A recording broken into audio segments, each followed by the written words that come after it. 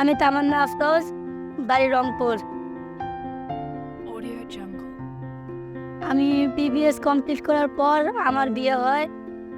আমার বিয়ের 1 বছরের মাথায় আমার জামাই চাকরি হারায়। চাকরি হারানোর পর আমরা অনেক বিপদে পড়ি। পরবর্তীতে আমার বাবার বাড়ি থেকে বলে যে ব্যবসা করার জন্য টাকা দিবে, কিন্তু এটা আমার আত্মসম্মানে লাগবে বিদায় আমি অ্যাকসেপ্ট করি না। তারপর আমরা দুজনে ঢাকা চলে আসি।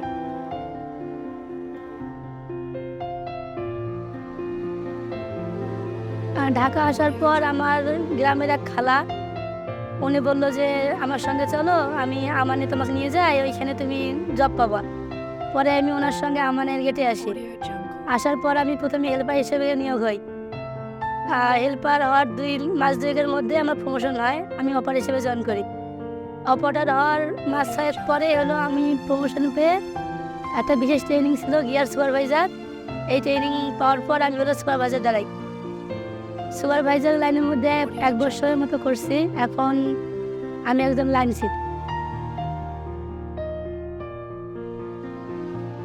আমানে চাকরি করার পর আমার সংসারে যে অসচ্ছলতা ছিল তা বর্তমান দূর হয়েছে।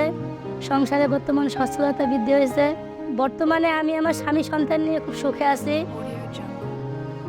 যদি কখনো ঢাকা না আসতাম বা এর গেটে না আসতাম, তাহলে বুঝতাম না যে ভিতরের পরিবেশটা কীরকম। ধন্যবাদ আমান গ্রুপকে আমার এই পথ চলাতে আমার সাথে থাকার জন্য।